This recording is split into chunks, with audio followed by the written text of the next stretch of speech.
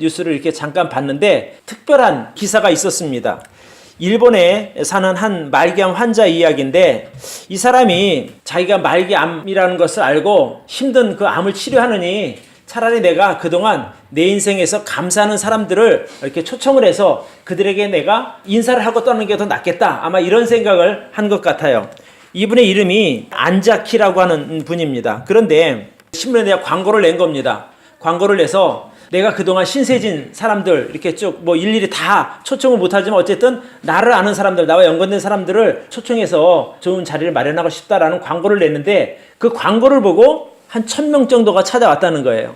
한 사람 한 사람을 만나면서 악수하고 또 고맙다고 인사를 하면서 시간을 보냈는데 나중에 그 안자키 씨가 하는 말이 내가 그동안 신세진 사람들 또 고마운 사람들에게 그동안 감사했습니다 라고 하는 인사를 하고 나니까 너무나 자기 마음이 기쁘고 감동이 있다는 기사가 실렸습니다. 아, 정말 하나님께서 내 삶 가운데 어떻게 역사하셨는가, 또 하나님께 나를 어떻게 도우셨는가 이렇게 돌아보면 우리 삶은 감사할 수 있습니다. 여러분, 감사할 줄 아는 사람이 사실은 행복한 사람입니다. 그렇죠? 예. 늘 마음 가운데 불평이나 불만 달고 사는 사람보다 마음 가운데 감사하는 마음을 가지고 있는 사람이 정말 행복한 사람이라고 저는 믿습니다. 자, 그러면 우리가 무엇으로 하나님께 감사할까? 첫 번째는 금년 한 해 동안 내게 베풀어 주신 은혜에 대하여 우리가 감사할 수 있습니다. 오늘 이 시편 23편은 다윗이 지은 시입니다. 그가 평생 동안 경험했던 하나님 생각하면서 지은 시인데 원래 다윗이 목동입니다. 양들 위해서 지키고 돌봤던 자신의 삶과 오버랩이 되면서 아, 맞아, 하나님께서 내 인생의 목자가 되셨음을 그가 깨닫고 하나님께서 자신의 인생의 목자가 되었을 때가 가장 행복했다는 것이죠. 안전했다는 것이죠. 그래서 아, 맞아, 여호와는 나의 목자시니 내가 부족함이 없었어 라고 하는 믿음의 고백이 바로 이 시편 23편입니다. 다윗이 고백하기를 여호와는 나의 목자시니 내가 부족함이 없으리로다고 하는 이 위대한 고백은 다윗이 평생 동안 누렸던 그 하나님의 은혜를 한 문장으로 압축한 더할 것도 없고 더 뺄 것도 없는 그런 위대한 믿음의 고백이요 감사의 표현이라고 저는 봅니다. 다윗이 자신의 목자가 되시는 하나님으로 인해서 일생 가운데 아쉬움이 없었고 부족함이 없었다고 그가 고백합니다. 여호와는 나의 목자가 되시니 내가 부족함이 없으리로다고 하는 이 말은 다윗이 뭐 큰 부자로 살았다 이런 것이 아닙니다. 자기의 능력이 부족하지만 그러나 자기를 목자처럼 돌보시는 하나님이 늘 곁에 계시니 부족함이 없었다. 돌아보니 하나님께서 필요를 채워주셨고 또 위험으로부터 보호해주셨고 자, 원수의 손에서 자기 목숨을 그 안전하게 보이신 그 모든 것이 바로 목자 되시는 하나님 때문이었다. 이렇게 고백하고 있습니다. 저는 우리가 이제 한 해를 마무리하는 그 위치에서 다윗과 같이 믿음의 고백을 할 수만 있다면 여러분들도 2017년이 결코 힘든 한 해가 아닌 감사할 수 있는 한 해가 된다고 저는 믿습니다. 그러니까 다윗이 하나님께서 자신의 목자가 되었을 때가 가장 안전하고 풍성했고 행복했던 것처럼 우리들도 하나님께서 우리의 목자가 되실 때 안전하고 풍성하고 행복하다고 저는 믿습니다. 그러니까 금년 한 해를 여러분이 이렇게 돌아보면 내 생각대로 내 방법대로 내가 원하는 대로 살았다면 어쩌면 여러분들은 적지 않은 시행착오를 겪었을 수도 있을 것입니다. 하나님의 은혜 안에서 그분의 뜻을 쫓아 살 수만 있다면 우리는 시행착오도 줄일 수가 있을 것이요 또 하나님의 은혜를 더 깊게 누릴 수 있다고 저는 믿습니다. 오늘 이 자리에서 예배를 드릴 수 있다는 이 자체가 우리가 하나님의 은혜 안에 머물러 있다고 하는 증거가 된다고 저는 믿습니다. 그래서 여러분 금년 한 해 정말 수고 많이 하셨고 정말 목자 되시는 하나님의 도우심과 은혜 안에서 우리가 그래 안전하게 거했으니 우리 하나님께 감사하는 삶을 사시기를 바랍니다. 아멘. 여러분 목자는 양떼를 인도할 때 먹을 때가 되면 푸른 초장으로 인도합니다. 그렇죠? 또 거기서 배불리 먹이고 이제 쉴만한 물가로 데리고 가서 마시게 하고 거기서 안전하게 편하게 쉬도록 배려합니다. 그것이 바로 목자가 하는 일입니다. 양은 목자 곁에 있을 때가 가장 안전합니다. 하늘을 향해서 배를 이렇게 들고 누워도 염려할 것이 없는 거예요. 목자가 없으면 언제 어디서 자기를 이렇게 잡아먹으려고 하는 맹수가 오지 않을까 늘 긴장하고 경계해야 되는데, 목자가 옆에 있을 때는 그럴 염려를 할 필요가 없다는 것이죠. 마찬가지로 우리 인생도 그렇습니다. 우리가 정말 하나님을 나의 목자로 모시고 또 하나님의 은혜 안에 우리가 머물러 있을 때는 우리가 근심, 걱정, 염려에서 벗어날 수 있게 됩니다. 어떤 분들은 금년 한 해를 지나면서 그래도 내가 내 인생의 참 계획을 정말 잘 짰더니 내가 안전하게 지냈어. 아니면 자기 능력이 뛰어나서 내가 그래도 내 능력 덕분에 그래도 금년 잘 살았어. 이렇게 생각할 수도 있겠지만은, 그러나 우리가 알아야 할 것은 하나님께서 우리를 눈동자처럼 지켜주셨기 때문에 오늘 이 자리에서 우리가 예배를 드릴 수 있다고 저는 믿습니다. 아멘. 여러분, 눈동자처럼 지킨다고 하는 말이 무슨 뜻이냐면, 이 눈꺼풀이 먼지가 들어가지 않도록 위험에 처할 때 눈이 탁 자동적으로 이렇게 닫히는 것처럼 하나님께서 우리를 눈꺼풀이 눈동자를 지키듯이 금년 우리를 지켜주셨다는 말입니다. 미처 우리가 어떤 위험한 상황에서도 하나님께서 우리를 안전하게 막아주셨고, 또 아예 그런 상황에 이르지 않도록 우리를 보호해주셨다는 것이 바로 증거가 되는 것이죠. 믿음으로 이러한 사실을 알고 나면 하나님의 도우심이 정말 내 삶 가운데 임했구나라고 하는 것을 알게 되고 하나님 향한 감사가 절로 나올 수밖에 없게 됩니다. 우리가 1년을 돌아보면서 여호와는 나의 목자시니 내가 부족함이 없으려다 하는 다윗의 고백과 같은 고백이 저와 여러분의 입술에서 나오기를 바랍니다. 아멘. 하나님께 전심으로 감사할 수 있는 것은 하나님에 대한 최고의 찬사라고 저는 믿습니다. 하나님 감사합니다 라고 하는 이 고백보다 하늘을 더 영화롭게 하는 것이 어디 있겠습니까? 그렇죠? 하나님께서 자기 백성들을 지켜주시고 도우시는 이유가 무엇입니까? 그것은 바로 저와 여러분들을 진심으로 사랑하고 아끼기 때문에 그렇습니다. 아멘. 그래서 우리가 하나님의 은혜에 감사할 때 하나님께 영광을 돌리는 것이요, 우리를 지키시고 보호하신 그 하나님께 가장 최고의 찬사를 드리는 것이라고 저는 믿습니다. 그러면 어떻게 감사하냐? 이제 이런 것이 남겠죠. 시편 69편 30절 31절에 보니까 이렇게 나와 있어요.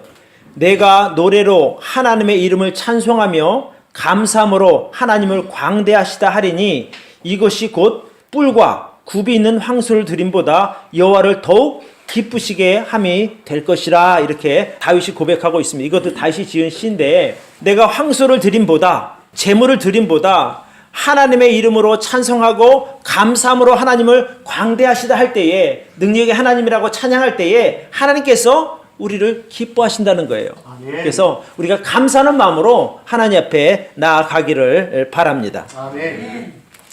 금년에도 좋은 분들 많이 보내주셨고, 또 우리 기존에 있는 성도님들, 귀한 분들도 함께 할 수 있게 하셨으니 정말 감사하지 않느냐. 바쁘게 지나온 것만 생각을 했었는데 그래 맞아. 금년에도 여전히 하나님께서 신실하게 우리를 지켜주셨고, 또 좋은 분들도 보내주셨고, 또 귀한 분들과 함께 할 수 있으니 참 감사하다. 자, 이제 또 우리가 무엇으로 감사할까? 시편 23편에 보니까 3절을 보면 이렇게 나와요. 내 영혼을 소생시키시고 자기 이름을 위하여 의의 길로 인도하시는도다. 내가 사망의 음침한 골짜기로 다닐지라도 해를 두려워하지 않을 것은 주께서 나와 함께 하심이라. 주의 지팡이와 막대기가 나를 안위하시나이다. 아멘. 목자의 다스림을 받을 때 양은 가장 안전합니다.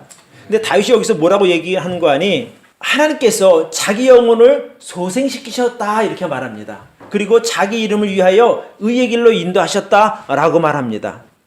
다윗의 삶을 돌아보면 다윗이 완벽한 삶을 산 것은 아닙니다. 때로 하나님 앞에 죄도 지었고, 때로 실패해서 넘어지기도 했었습니다. 그런데 그런 상황에 처했던 자신에게 하나님께서 은혜를 베푸셔서 자기 영혼을 소생시키셨다. 죽은 것과 같은 자기 영혼을 다시 살리셨다는 겁니다. 다시 하나님의 백성으로서 살아갈 수 있도록 회복시켜 주셨다. 이제 이런 믿음의 고백인 것입니다. 여러 번 실패가 있었거든요. 그러나 그때마다 하나님께서 그에게 은혜를 베푸셨고 그 영혼을 다시 살려주셔서 그가 인생의 말년에 이런 고백을 할 수 있게 된 것입니다. 시편 51편은 이제 다윗이 이제 밧세바라고 하는 여인과 이제 간통을 한 후에 하나님의 책망을 받게 되는데 책망을 받고 나서 이제 지은 시입니다. 거기 보면 그가 정말 그 죄 때문에 괴로워하고 고통스러워하는 그런 와중에 하나님께 회개했을 때 하나님께서 그를 회복시켜 주시는 내용이 나오는데 거기 이제 이런 말씀이 있습니다. 시편 51편 10절에 하나님이여 내 속에 정한 마음을 창조하시고 내 안에 정직한 영을 새롭게 하소서 이런 고백을 합니다. 너무너무 힘드니까 죄 때문에 그 다음에 자기가 너무나 큰 죄를 지어서 정말 하나님 앞에 얼굴조차 들 수 없는 그런 상황에 있을 때 그가 이런 기도를 한 겁니다. 하나님이여 내 속에 정한 마음을 창조하시고 내 안에 정직한 영을 새롭게 하소서. 여러분 우리도 다윗 이상으로 또 실패도 하기도 하고 또 다윗 이상으로 죄를 짓던 사람들입니다. 그러나 하나님께서 우리를 불쌍하게 여기셨고 또 우리의 영혼을 소생시키셨고 이제 하나님의 은혜 안으로 불러 모아서 다윗과 같이 이렇게 많은 은혜를 베풀어 주셨음을 우리는 고백할 수 있습니다. 여러분 다윗이 그러한 여러 가지 어려운 상황에서도 그가 풍성한 삶을 누릴 수 있었던 것, 하나님의 은혜를 입을 수 있었던 것이 무엇이냐면 하나님의 선하신 계획이 있기 때문에 그렇습니다. 그러니까 하나님께서는 일찍이 다윗이 어린 나이에 있을 때 그에게 기름을 부어주셨고 그를 장차 이스라엘 왕으로 세울 계획을 가지고 계셨다는 겁니다. 그래서 사울 왕이 이스라엘의 초대 왕이죠. 이 다윗을 죽이려고 정말 갖은 방법을 다 사용했었습니다. 그런데 하나님께서 그런 하나님의 선한 계획이 있기 때문에 때마다 고비마다 다윗을 안전하게 지켜주셨습니다. 그러니까 여기 보면 그런 말씀이 나오잖아요. 내가 사망의 음침한 골짜기로 다닐지라도 해를 두려워하지 않을 것은 주께서 나와 함께 하심이라. 주의 지팡이와 막대기가 나를 안위하시나이다. 이렇게 고백합니다. 여러분 양이 무슨 능력이 있습니까? 돌봄이 없으면 목자의 보호가 없으면 순식간에 맹수가 와서 맹수에게 잡혀 먹히는 것이 양인데 하나님께 자신을 그렇게 보호해 주셨다는 거예요. 하나님의 지팡이와 막대기가 자기를 죽음의 위험에서 안전하게 지켜주셨다는 거예요. 여러분 사망의 음침한 골짜기라고 하는 것은 지나가기만 해도 정말 얼마나 두렵습니까? 비 오는 날 음습할 때는요 정말 약간 좀 무서움도 없잖아 있어요. 근데 누군가 나를 죽이려고 위협하고 있는 그런 상황 가운데 그것을 지나가야 한다면 정말 쉽지 않은 일입니다. 사울 왕이 다윗을 죽이려고 십수년간을 쫓아다녔어요. 왕 자체가 쫓아다닌 것이 아니라 자기 군사들 3,000명씩 풀어서 그를 잡아서 죽이려고 했었거든요.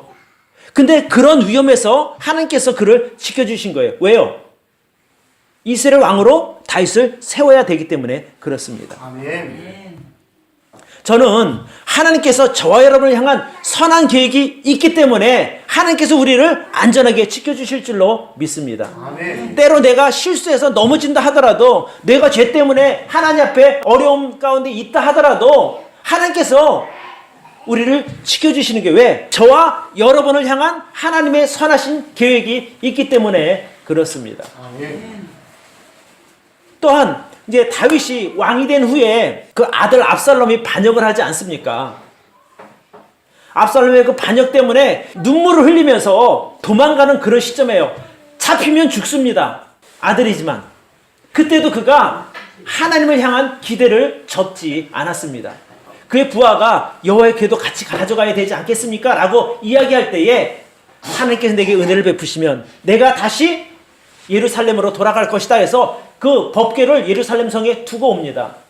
그의 믿음대로 하나님께서 다시 압살롬의 그 반역을 실패로 돌아가게 하시고 다시 이스라엘의 왕으로 세워주셨습니다.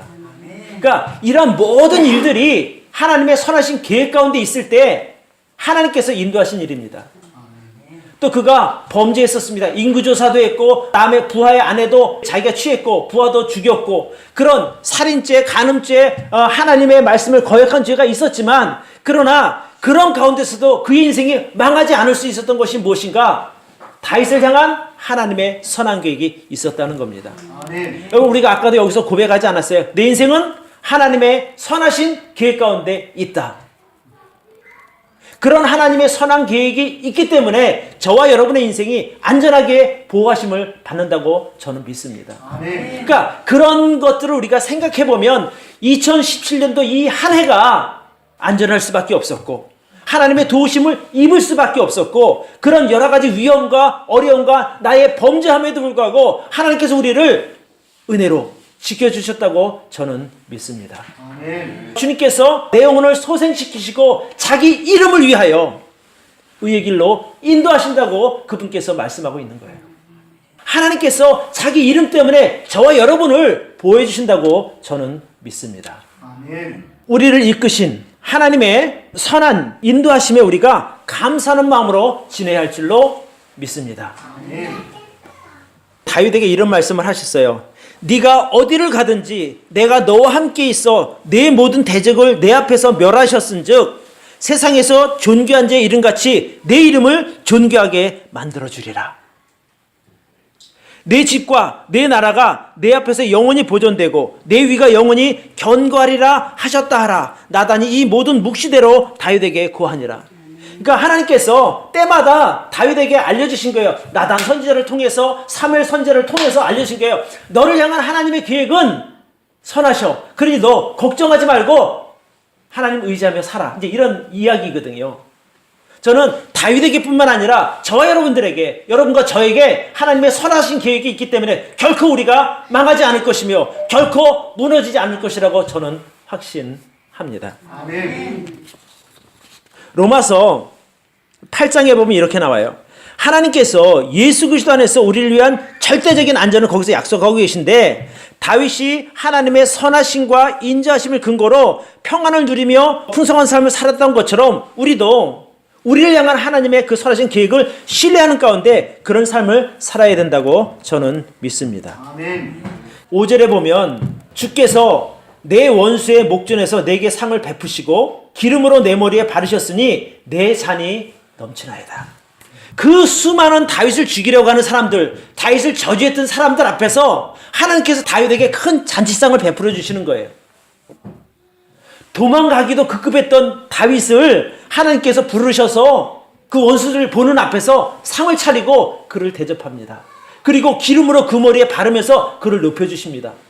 너희는 나를 저주했고 나를 죽이려고 했지만 하나님께 나를 이렇게 안전하게 보호하신 것 아니냐. 너희는 나를 보잘것없다고 평화했고 너희는 아무것도 아니라고 무시했지만 하나님 나를 존귀하게 여기신다.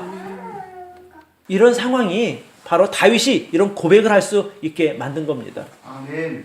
하나님께서 우리 삶 가운데 우리를 안전하게 보호해 주셔서 나를 저주하는 사람들, 나를 미워하는 사람들, 나와 그 경쟁하는 사람들 앞에서 우리를 높여주셨다고 믿습니다. 아멘. 저는 뭐 잘난 것도 없고 보잘것 없는 사람이지만 그래도 하나님께서 어디 가든지 하나님께서 저를 무시당하지 않도록 지켜주신 것을 제가 경험했습니다.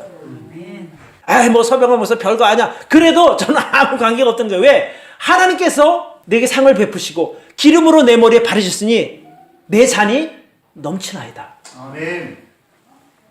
여러분이 계획한 것이 무엇이든지, 여러분이 기대하는 것이 무엇이든지, 여러분의 그 기대보다, 여러분의 그 계획보다 하나님께서 넘치게 부어주실 줄로 믿습니다. 아멘. 그게 하나님의 은혜 아닙니까? 내가 기대한 게 100인데 하나님께서 내게 부어주신 것이 70, 80, 90이 넘고 100이 넘어서 넘쳐 흐를 정도까지 하나님께서 우리에게 은혜를 베푸신다는 거예요. 주여 내 잔이 넘치나이다. 원수 앞에서 나를 높여주셨고 원수 앞에서 상을 베푸셨고 정말 내가 아무것도 부족할 것이 없을 정도로 나를 도와주셨으니 나를 세워주셨으니 주님 내 잔이 넘치나이다. 아멘. 이런 감사는 믿음이 있어야 하는 거예요. 믿음 없으면 이런 감사가 나오지 않는 거예요. 저는 여러분들도 믿음으로 좀 바라보시기를 바라요.